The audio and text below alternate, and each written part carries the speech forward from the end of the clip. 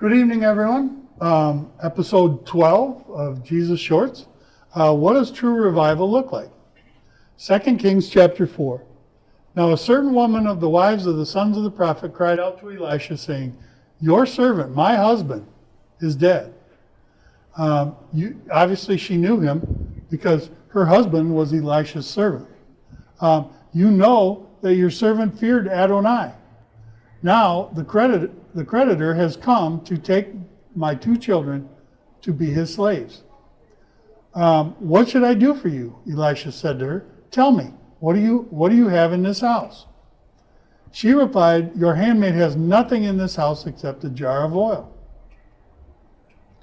So Elisha says, then he said, go borrow yourself empty vessels from all your neighbors.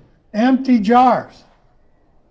Empty jars. That's exactly what Jesus did when he said, set up 6 vessels at his first miracle. Because empty jars represent people without the Holy Spirit.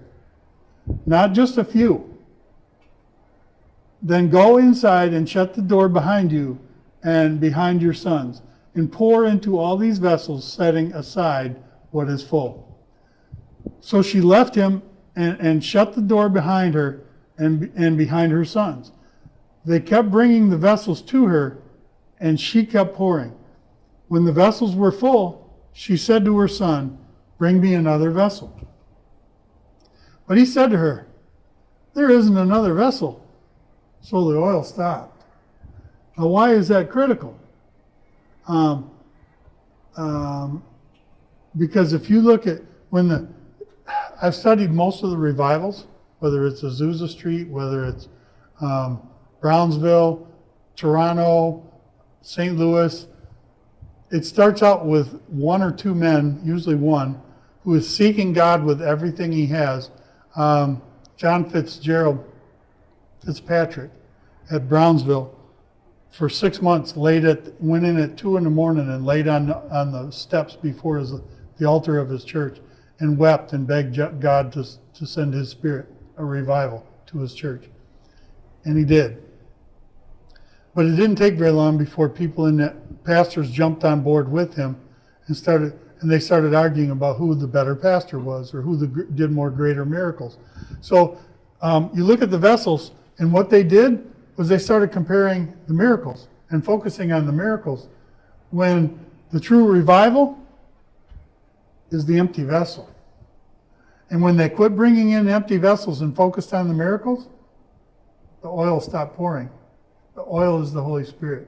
So what any revival that if you are ever involved in one, you need to notice the signs. You need to put a stop to anything that is starting to put the focus on the miracles.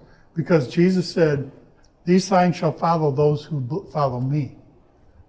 He didn't say, these people will follow the signs. He says the signs will follow the people. So you, as someone who is witnessing, is bringing a revival, who is involved in a revival, seek God, and the signs will follow, not the other way around. Now in a great house there are only vessels of gold and silver, but also of wood and clay, some for honor and some for common use. Therefore, if anyone cleanses himself from these, he will be a vessel of honor, sanctified, useful to the master, and prepared for every good work. I put this up there because it's showing the intent of the vessel is to be a glory of God and to be purified. And to be purified is to seek the right thing. So, that is the end of that. Again, check us out at streetlightgr.com. And as always, be blessed, but also be a blessing to others. Thank you.